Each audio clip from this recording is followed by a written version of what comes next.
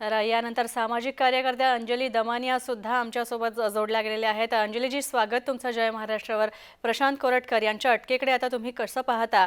आणि खरं तर ज्या प्रकारे आरोप होत आहेत की त्याला अभय दिलं होतं म्हणूनच इतके दिवस तो फरार होता, मात्र आता खरं तर आज त्याची हिअरिंग होती कोर्टामध्ये आणि ती हिअरिंग आज आहे आणि कदाचित त्याला बेल नाकारण्यात येईल आणि अटकेची शक्यता होती म्हणूनच ही सगळी कारवाई करण्यात आलेली आहे. काय मत आहे तुमचं? नाही, त्याच्यावर मला वाटतं मी काही जास्त वक्तव्य करणार नाही. पण मला असं वाटतंय की कोरटकर यांच्यावर कारवाई केव्हाच व्हायला हवी होती. इतका वेळ का गेला, इतकी मुभा का दिली गेली, हा प्रश्न सगळ्यांनाच पडतोय. कारण मला नाही वाटत की महाराष्ट्राचं पोलीस इतकं म्हणजे त्यांना हवं तेव्हा ते अगदी चांगल्यातले चांगले गुन्हेगार सुद्धा शोधू शकतात. पण त्यांना नको असेल किंवा त्यांना कुणाला अभय द्यायचा असेल तर ती किती दिरंगाई करू शकतात हे देखील कोरटकर आणि कृष्णा आंधळे या दोन्ही आपल्या पुढे ते दोन्ही एक्झाम्पल्स आहेत. मला असं वाटतं की आत्ताच्या घटनेला त्यांना तेलंगणातनं अटक केली गेली आहे, याचं नक्कीच स्वागत आहे. पण त्यांची जी चौकशी आहे ती अनेक गोष्टींवरची चौकशी, म्हणजे त्यांनी जी धमकी दिली तो तर एक पहिला मुद्दा झाला. आणि दुसरं म्हणजे या व्यक्तीकडे इतकी अफाट संपत्ती आली कुठून, त्यांच्या त्या गाड्या म्हणा, त्यांचे सगळे थाट म्हणा, धमक्या देण्याचे जे प्रकार झाले ते कोणामुळे झाले. कारण अनेक गोष्टी ऐकायला मिळतात की त्यांचं नागपूरमधलं जे प्रस्थ आहे ते देवेंद्र फडणवीसांच्या मेहरबानीने आहे. हे जेव्हा आपण ऐकतो तेव्हा अतिशय धक्कादायक असं सगळं वाटतंय ते. आणि या सगळ्या गोष्टींची सखोल चौकशी अपेक्षित आहे. होईल की नाही शंका आहे.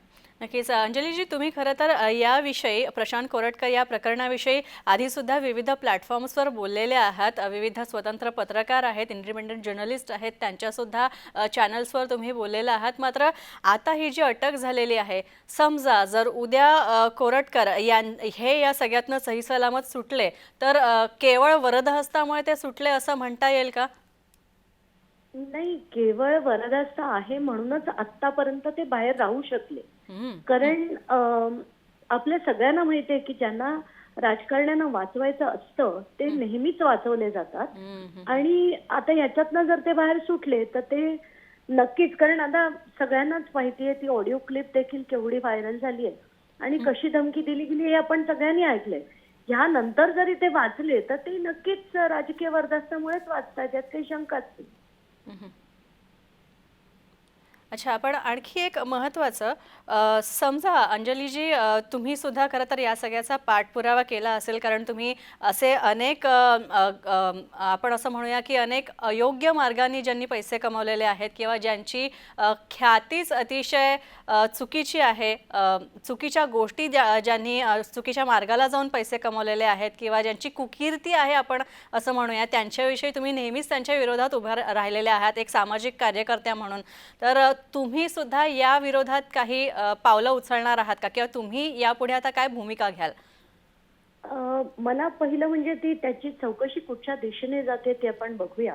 आणि ती जर योग्य दिशेने जात नाही असं दिसलं तर मात्र नक्कीच आपल्या सगळ्यांना ते लावून धरायला हवं. कारण कुठलाही पत्रकार म्हणा आणि जो इंडिपेंडंट पत्रकार आहे त्याच्याकडे इतकी अफाट संपत्ती असूच शकत नाही. जर ती योग्य मार्गाची असेल तर ती इतकी अफाट तर नक्कीच असू शकत नाही. त्यामुळे आपल्याला माहितीच आहे की त्यांच्याकडे पाठीशी अनेक जण आहेत, कोण कोण आहेत, कसे आहेत, कशी संपत्ती मिळाली आहे, या सगळ्या गोष्टी चौकशी नक्कीच करायला यांना भाग पाडू, एवढं मात्र नक्की.